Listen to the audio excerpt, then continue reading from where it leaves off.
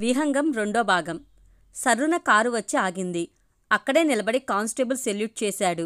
DSP దీక్ష చుట్టూ చూసింది. బెల్లం చుట్టూ ఈగల్లా వరు నాన్న చుట్టూ మూగి ఉన్న మీడియా జనాలు దీక్షను చూసి ఒక్కసారిగా పరిగెత్తుకు వచ్చి ఆమెను చుట్టుముట్టేశారు. ఒక అరగంట కూడా మీడియాకి లీక్ అవ్వకుండా ఆపలేరా అన్నట్టు ఎస్ఐ వైపు చిరాగ్గా ఓ లుక్కిచ్చింది దీక్ష. మేడం, ఇంత దారుణమైన హత్య జరిగింది. నగరంలో ఈ నెలలో ఇది 3వ హత్య. దీనికి పోలీసుల వైఫల్యమే కారణమా? అడిగాడు ఓ కళ్ళజోడి విలేకరి. ఇంతకంటే కొత్త ప్రశ్నలు రావా మీకు? చిరాగ్గా దీక్ష. మేడం, ఈ హత్య అంతరాష్ట్ర ముఠా పనే అనుకుంటున్నారా? ముందు మా పని మమ్మల్ని చేయనివ్వండి. ఆ అమ్మాయికి ఉన్న ప్రేమ వ్యవహారమే కారణమని తెలిసింది. ఆ కోణంలో ఎవరినైనా అనుమానిస్తున్నారా? ఏం మాట్లాడలేదు ఆమె. అసహ్యంగా ఓ చూపు చూసింది. ఆమె తీక్షణమైన కళ్లకు ఆ శక్తి ఉన్నట్టుంది. ఏ భావమైనా ఇట్టే అర్థమైపోతాయి అవతల వాళ్లకి. నోరు మూసుకున్నాడు విలేకరి. ఇక చాలు, please let us do our work అని గుంపును పక్కకి జరిపి దీక్షని సంఘటనా స్థలానికి తీసుకెళ్లాడు ఎస్ఐ. మేడంకి చిరాకొస్తే పరిస్థితి ఎలా ఉంటుందో అతనికి బాగా తెలుసు. మీడియా వాళ్ళు తందూరి పొయ్యి అంటే ఏమిటి? అసలు మర్డర్ ఎలా జరిగి ఉంటుంది?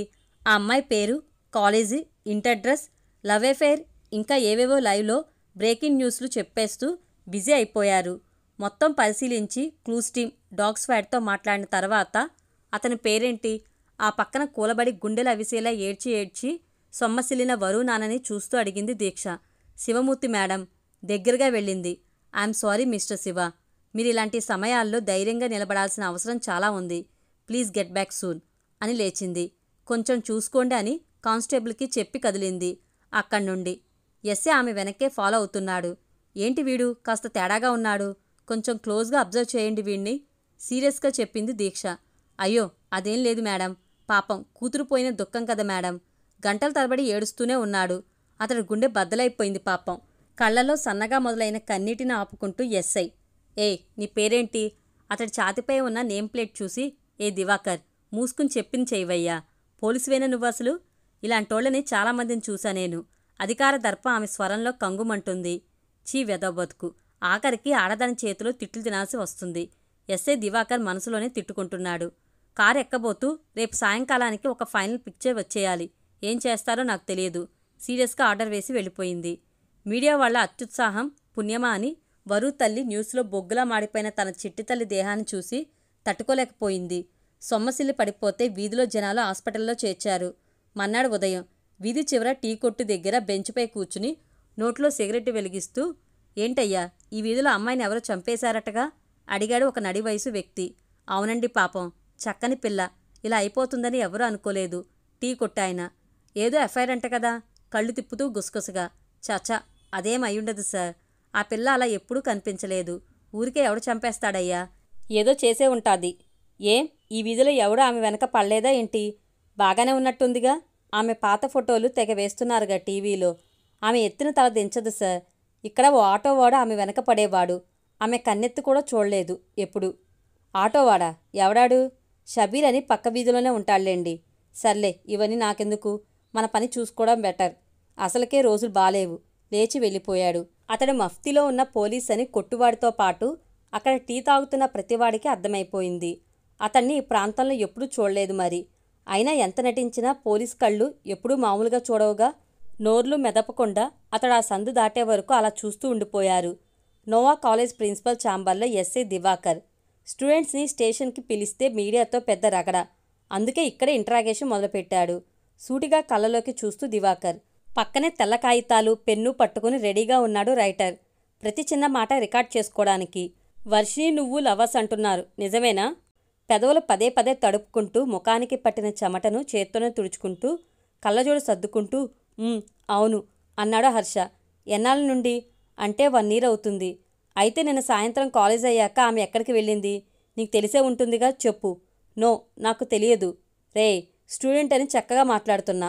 సాయంత్రం స్టేషన్కి తీసుకెళ్లి వేలాడదీసి తోలు వలిచేస్తా. లవర్ అంటున్నావు?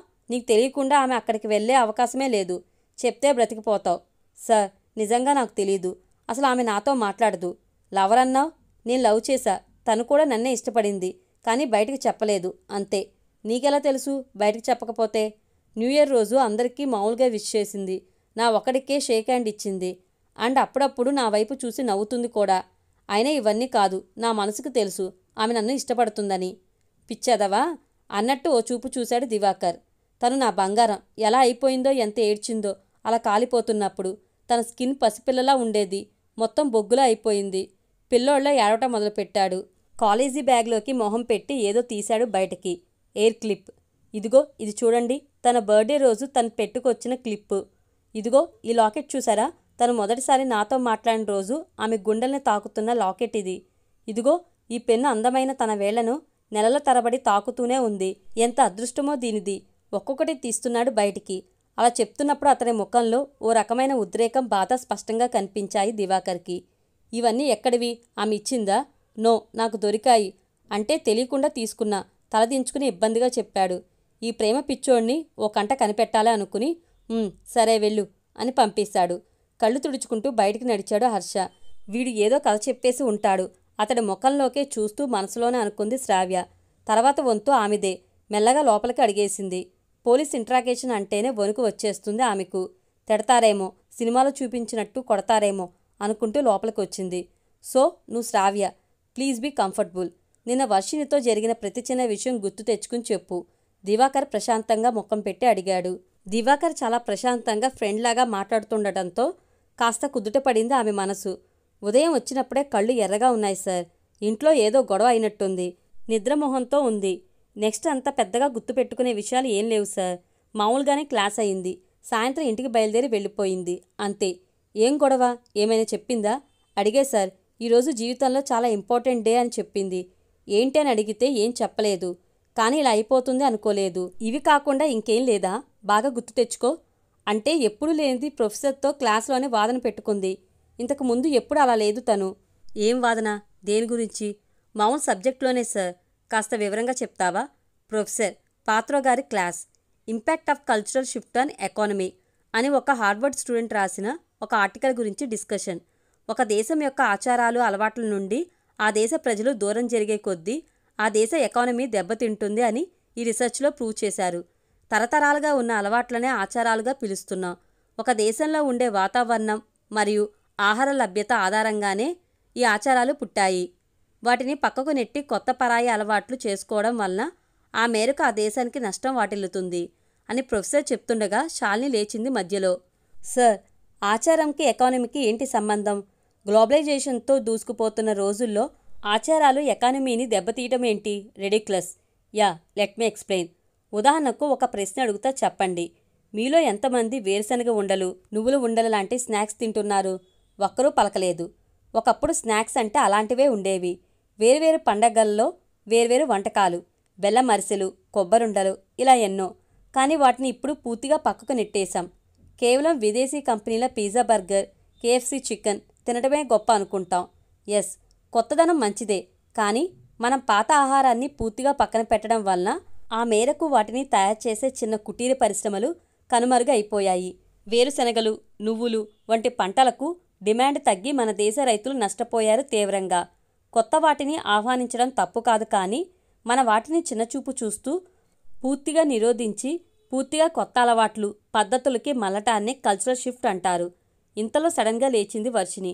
అంటే ఇప్పుడు అన్నీ వదిలేసి పంచెలు చీరలు కట్టుకుని తాటాకుల మీద నోట్స్ రాసుకోమంటారా సార్? ఎప్పుడూ పెద్దగా మాట్లాడిన వర్షిని ఒక్కసారి అలా లేచి అడిగేసరికి అవాక్కై చూస్తున్నారు అంతా. I have not expected such a question from you Varshini. Okay, చెప్తా విను. పసుపులో, వేపాకులో మెడిసినల్ వాల్యూస్ ఉన్నాయని కనిపెట్టింది ఎవరో తెలుసా? అమెరికా మరియు యూరప్ వాళ్ళు. ఏంటి, ఆశ్చర్యంగా ఉందా? మా తాతల తాతలు కూడా అదే చెప్పారు. వాళ్ళు కనిపెట్టడం ఏంటి అంటావా?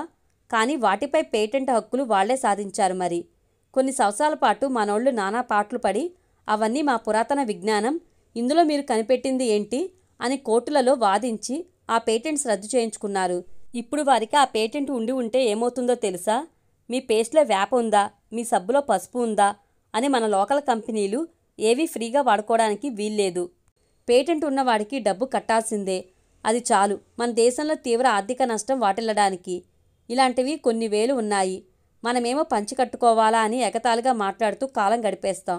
ఆధునికం తప్పు కాదు, కానీ మన పాత వస్తువులు, అలవాట్లని పూర్తిగా బహిష్కరించడం, అవి పాటించేవాడిని ఎగతాళి చేయడం మూర్ఖత్వమే కాదు. నన్ను అడిగితే అది పెద్ద ఆర్థిక నేరం. ప్రొఫెసర్ ఎంత చెప్పినా పెద్దగా కన్విన్స్ అయినట్టు లేరు శాలిని, వరు. మొహాలు తిప్పుకున్నారు. ఉండబట్టలేక, అయితే ఏంటి సార్, విదేశీ కంపెనీల వల్ల మనకేం లాభం లేదా? ఎన్ని ఉద్యోగాలు కల్పిస్తున్నారు వాళ్ళు? ఉక్రోషంగా అడిగింది వరు. ఎస్, అవును. ఏ దేశం కూడా విదేశీ కంపెనీలను వద్దు అనదు, అనకూడదు కూడా. ప్రపంచ ఆర్థిక విధానాలు అలానే ఉంటాయి. But not at the cost of our own life style. నేను ఒడిశా రాష్ట్రం వాడిని, కానీ మీ ఆంధ్రాకి వచ్చినప్పుడు నాకు గుర్తొచ్చేది రాజసంబు ఉట్టిపడే 6 అడుగుల పైగా ఎత్తు ఉండే ఒంగోలు గిత్తలు. మా చిన్నప్పుడు ఆంధ్ర వచ్చినప్పుడు అబ్బురంగా చూసేవాళ్లం వాటిని. మన నిర్లక్ష్యం వల్ల వాటిని కోల్పోయాం. అసలు సిసలైన ఒంగోలు గిత్తలు దాదాపు కనుమరుగు. అది ప్రపంచంలోనే అత్యంత డిమాండ్ ఉన్న జాతి. 1960లో బ్రెజిల్ వాడు కొన్ని లక్షల గిత్తలు ఎత్తుకుపోయి అభివృద్ధి చేసి ఇప్పుడు మనకే అమ్ముతున్నాడు. ఇప్పుడు అది కొన్ని వేల కోట్ల రూపాయల డీల్. తెలుసా ఎవరికైనా? ఇలాంటివి కొన్ని వేల సంఘటనలు ఉన్నాయి. మన విజ్ఞానంపై వాళ్ళు పేటెంట్స్ పొందినవి. మనది పనికి మాలినది, పక్కనోడిది గొప్పది అనే భారతీయుల మనస్తత్వం వల్లే మన దేశం ప్రపంచానికి పెద్ద వ్యాపార స్థలంగా మారింది. అభివృద్ధి చెందుతూనే ఉన్న దేశంగానే ఉండిపోయింది. విదేశాలు మాత్రం ప్రొడక్షన్ సెంటర్స్గా అభివృద్ధిలో దూసుకెళ్తున్నాయి. మాస్టరు పాట మరీ లోతుగా పోయేసరికి ఇంకెవరికీ మాటల్లేవు. కానీ శాలిని వరు మాత్రం చాలా ఇబ్బందిగా ముఖాలు పెట్టి పుస్తకం వైపు చూస్తున్నట్టు కాసేపు నటించి ఊరుకున్నారు. ఇదే సార్ జరిగింది. కానీ ఆ మాత్రం దానికి వాళ్ళు సాయంత్రం వరకు ముఖాలు మార్చుకుని ఎందుకున్నారో నాకు అర్థం కాలేదు. ఏయ్, ఏంటి అక్కడేం చేస్తున్నావు? రా ఇటు. ఆ గది బయట కానిస్టేబుల్ అరిచాడు గట్టిగా. తత్తరపడుతూ ఓకే వెళ్ళిపోతున్నా అని జారుకున్నాడు హర్ష. చాటుగా వింటున్నాడు ఇంతసేపు శ్రావ్య ఏం చెప్తుందో అని. బయట సౌండ్కి కాస్త చిరాగ్గా అటు చూసి మళ్ళీ కొనసాగించాడు దివాకర్. ఈ శాలిని ఎవరు? తను కాస్త రెబల్ సార్ మా క్లాస్లో. అనుకున్నది చేసి తిరుతుంది. అది ఎంత కష్టమైనా ఎవరేమనుకున్నా కొన్నిసార్లు నచ్చుతుంది. కానీ కష్టం అమ్మాయితో ఉండటం. ఉందా? నువ్వు వెళ్ళి తన్ని రమ్మను. లేదు సార్, హనీమూన్కి వెళ్ళింది. ఓ, పెళ్ళి కూడా అయిందా అప్పుడే? ఆశ్చర్యంగా దివాకర్. లవ్ మ్యారేజ్ సార్, ఇంట్లో ఒప్పుకోలేదు. హనీమూన్కి ఇండోనేషియాలో బాలి వెళ్తా అంది. వారం రోజుల ట్రిప్, కొంచెం సౌండ్ పార్టీ సార్. ఇంట్లో ఒప్పుకోకపోతే అంత డబ్బు ఎక్కడిది టూర్కి? ఏమో సార్, అయినా దానికి అదో పెద్ద లెక్క కాదు. దాని అకౌంట్లోనే డబ్బు చాలా ఉంటుంది ఎప్పుడు. సరే, వర్షిణిని ఆఖరిసారిగా ఎక్కడ చూసావు? కాలేజ్ అయిపోయాక ఆటో ఎక్కి వెళ్ళిపోయింది అంతే. అదే సార్ ఆఖరిసారి చూడ్డాం. సరేమా, నువ్వెళ్ళు. ఆటో ఎక్కి వెళ్ళిందా? ఉదయం కానిస్టేబుల్ చెప్పిన ఆ షబీర్ ఆటోయేనా లేక వేరేదా? ఈ షబీర్ గాడు దొరికాడో లేదో కానిస్టేబుల్కి ఫోన్ చేశాడు. షబీర్ గాడు రాత్రి నుండి ఊళ్ళోనే లేడు సార్ అని సమాధానం వచ్చింది అటునుంచి. ఇంకొంతమందిని విచారించి అక్కడి నుంచి బయలుదేరాడు దివాకర్ నేరుగా ఆటో స్టాండ్కి. చూడండి, ఈ కేసు ఎంత సీరియస్ అనేది మీకు అర్థమయ్యే ఉంటుంది. రాష్ట్రం మొత్తం ఫోకస్ ఇటువైపే ఉంది. అనవసరంగా ఏదో దాచి మీ జీవితాలు నాశనం చేసుకోకండి. మర్యాదగా తెలిసింది మొత్తం క్లియర్గా చెప్పండి. తెలుసుగా స్టేషన్కి వెళ్తే ఎలా ఉంటుందో? సీరియస్గా ఆటో వాళ్ళని ప్రశ్నించాడు దివాకర్. సార్, షబీర్ గాడు ఆ అమ్మాయి వెనక తిరిగింది నిజమే, కానీ వాడికి దీనికి ఏం సంబంధం లేదు సార్. అసలు నిన్న వాడు ఊళ్ళోనే లేడు. చాలా కాన్ఫిడెంట్గా చెప్పాడు ఒక డ్రైవర్. సార్, ఎప్పుడూ ఆ అమ్మాయి వచ్చే టైంకి వెళ్ళి ఆటో ఎక్కించుకుని వెళ్లడమే తప్ప ఎప్పుడూ తప్పుగా ఏం చేయలేదు సార్. వాడు మంచోడు సార్, చెప్పాడు ఇంకొక ఆయన. సరే, వాడిప్పుడు ఎక్కడ ఉన్నాడు? తెలియదు సార్. సనుగుతున్నారు అందరూ. కొడకల్లారా, ఇన్ని కబులు చెప్పారు కదరా, ఎక్కడికి వెళ్ళాడో తెలియదా? పిచ్చినా కొడుకుని అనుకుంటున్నారా? సార్, ఎప్పుడు చెప్పే వెళ్తాడు. ఈసారి చెప్పలేదు. ఉదయం ఆటో కూడా తీయలేదు. ఆ అమ్మాయిని కూడా నేను ఎక్కించుకోలేదు. నా ఆటోలోనే వెళ్ళింది నిన్న కాలేజీకి చెప్పాడు మెల్లగా ఓ కుర్రాడు. ఇంతవరకు వెనక దాక్కున్నావేరా? చెప్పు, ఏమైంది? ఏం లేదు సార్, ఆటో ఎక్కింది, కాలేజీలో దిగింది సార్, అంతే. మధ్యలో ఎవరికైనా ఫోన్ చేసిందా? లేదు సార్. సాయంత్రం ఆమె కాలేజ్ దగ్గర నుండి ఎక్కించుకుని వచ్చిన ఆటో ఎవరిది? మీలో ఉన్నాడా? లేదు సార్, మాకు తెలియదు. దీర్ఘంగా ఊపిరి తీస్తూ పక్కకి వెళ్ళి ఫోన్ చేశాడు హెడ్ కానిస్టేబుల్కి. కాలేజ్ బయట సీసీ కెమెరా ఫుటేజ్ తీసుకోండి. అక్కడ ఒక కానిస్టేబుల్ని ఉండమని చెప్పండి. ఆ హర్షగాడిని ఫాలో చేయండి. వర్షిణి ఇంటిని సెర్చ్ చేశారుగా? ఫోరెన్సిక్ రిపోర్ట్ వచ్చిందా? Yes sir. డిఎస్పీ మేడం గారు కూడా క్లోజ్గా మానిటర్ చేస్తున్నారు సార్. ఇందాకే మాట్లాడారు. ఈవినింగ్ కల్లా ఏదో ఒక కన్క్లూజన్కి రాకపోతే కష్టమే సార్. చంపేస్తుంది ఆవిడ, చెప్పాడు హెడ్. ఈవిడేంటి ఎస్ఐ నాకు చేయకుండా హెడ్కి డైరెక్ట్గా చెప్తుంది? ఏంటో తేడా మనిషిరా బాబు అని మనసులోనే అనుకుంటూ ఫోన్ పెట్టేశాడు. రే, ఏదైనా విషయం తెలిస్తే వచ్చి నాకు చెప్పాలి. ఇక్కడ ఏం తేడా జరిగిందని నాకు తెలిసినా ప్రతి ఒక్కడిని లోపలేస్తా, అర్థమైందా? వేలు చూపిస్తూ తీవ్ర స్వరంతో దివాకర్. సార్ అన్నాడు మెల్లగా ఓ కుర్రాడు. ఏంట్రా? ఆ అమ్మాయి ఊరి చివరున్న బంగ్లాకి వెళ్ళింది సార్ ఒకరోజు. ఎప్పుడురా? ఒక నెల రోజుల క్రితం సార్. ఆమె కాలేజ్ దగ్గర ఎక్కింది సార్. నా ఆటో నేరుగా అక్కడికే వెళ్ళింది సార్. 15 కిలోమీటర్లు సార్. ఊరి చివర రిటర్న్ బేరాలు ఉండవు, రానన్నానండి. అక్కడే వెయిట్ చేయి, రిటర్న్ కూడా వస్తా అంది. 2 గంటలు వెయిట్ చేయించి వచ్చిందండి. నాకు కోపం వచ్చి రానుపోని ఛార్జీలు, వెయిటింగ్ ఛార్జీ కలిపి 1000 అన్నాను సార్. బేరం కూడా అడగకుండా తీసి ఇచ్చేసింది. అందుకే బాగా గుర్తుంది సార్. పద బండెక్కు, ఆ చోటు చూపించు. సార్, రే, నిన్నేం అరెస్ట్ చేయలేరా బాబు, మళ్ళీ ఇక్కడే తెచ్చి దించేస్తా. ట్రింగ్ ట్రింగ్ ఫోన్ మోగింది. Diwakar phone. Sir, DSP madam గారు అర్జెంటుగా బయలుదేరారు కేర్ హాస్పిటల్కి. మిమ్మల్ని అక్కడికి రమ్మన్నారు అర్జెంటుగా హడావిడిగా చెప్పాడు డిఎస్పీ ఆఫీస్ నుండి కానిస్టేబుల్. ఈవిడొకత్తి మళ్ళీ ఇప్పుడేం ముంచుకొచ్చిందో గొనుగుతున్నాడు దివాకర్. రే బాబు, ఇప్పుడు కాదులే, మళ్ళీ వస్తా. నువ్వు ఊరు వదిలి వెళ్ళకు నేను చెప్పే వరకు. రే, మళ్ళీ చెప్తున్నా, ఇక్కడ ఏదైనా జరిగిందని అనుమానం వస్తే చచ్చారే. ముందే నాకు చెప్పేస్తే మంచిది. షబీర్ గాడు ఎక్కడికి వెళ్ళాడో సాయంత్రంలోగా నాకు చెప్పాలి. మీలో ఏ ఒక్కడు ఊరు దాటి బయటికి వెళ్ళినా అదే మీకు చివరి రోజు, గుర్తుపెట్టుకోండి. అడావిడిగా బయలుదేరి కేర్ హాస్పిటల్కి వెళ్ళాడు. డాక్టర్ ఛాంబర్ బయటే నిల్చుని చూస్తున్నాడు. డాక్టర్, ఇప్పుడు ఆమె ఎలా ఉంది అడిగింది Deeksha. She's fine madam, discharge చేయొచ్చు ఇప్పుడు. Okay, thank you doctor. I'm pleased to meet you. See you later. లేచింది దీక్ష. బయటికి వస్తూ ఇంత లేట్ ఏంటి అన్నట్టు ఓ చూపు చూసి ఫాలో మీ అంది. వార్డు దగ్గరికి రాగానే సుశీల్ని అరెస్ట్ చేయి అంది. మేడం అన్నాడు తెల్లమొహం వేసుకుని. ఎవడిచ్చాడా ఈ ఉద్యోగం నీకు? సుశీల అంటే వర్షిని అమ్మ. Arrest her immediately. దివాకర్కి మతిపోయినంత పనైంది. ఆవిడ్ని అరెస్ట్ చేయమంటాదేంటి? ఇంతలో లేడీ కానిస్టేబుల్స్ దడదడా వచ్చారు. సుశీల చేతికి సంకెలు వేశారు. దిక్కుతోచిన అయోమయంలో శివమూర్తి. ఏంటి, ఎందుకు నా భార్యని అరెస్ట్ చేశారు? మేడం ప్లీజ్ చెప్పండి. సార్, ఏమైంది, ఏంటిది అని పిచ్చోళ్ళ అరుస్తున్నాడు. దీక్ష తన వెహికల్లో దూసుకుపోయింది. సుశీల్ని జీప్ ఎక్కించారు. కదులుతున్న జీప్ వెనక శివమూర్తి పరిగెడుతున్నాడు. ఆపండి, ఏంటి అన్యాయం? నా భార్య ఏం చేసింది? సుశీల గొంతు చించుకు అరుస్తున్నాడు. అతను వంకే చూస్తూ ఉన్నాడు దివాకర్ కదులుతున్న జీప్లో నుండి. Breaking news. కన్నతల్లే కడతేర్చింది. అక్రమ సంబంధానికి కూతుర్ని బరిపెట్టింది. అమ్మతనానికే మాయన మచ్చ. రాష్ట్రం మొత్తం షాక్కి గురైంది. సుశీల అరెస్టుతో రాష్ట్రాన్ని కుదిపేసిన ఘోరమైన హత్య కేసు ఒక ముగింపుకు వచ్చింది. కన్నతల్లి అక్రమ సంబంధం కోసం కూతుర్ని కడతేర్చిన వైనం మనం ఇప్పుడు చూస్తున్నాం. మీడియా వాళ్ళు టీవీలలో గగ్గోలు పెడుతున్నారు. వరుణ్ణి కన్నతల్లే ఎందుకు చంపుకుంది? తప్పు ఎవరిది? తరువాయి భాగంలో చూద్దాం. ఈ వీడియో కనుక మీకు నచ్చినట్లయితే లైక్ చేయండి, షేర్ చేయండి. మరిన్ని ఇంట్రెస్టింగ్ వీడియోస్ కోసం మన ఛానల్ తప్పకుండా సబ్స్క్రైబ్ చేసుకోండి. వీడియోస్ నోటిఫికేషన్ కోసం పక్కన ఉన్న బెల్ ఐకాన్ని క్లిక్ చేయండి. వీడియో మీద మీ అభిప్రాయాన్ని కామెంట్స్ రూపంలో తెలియజేయండి. Thank you.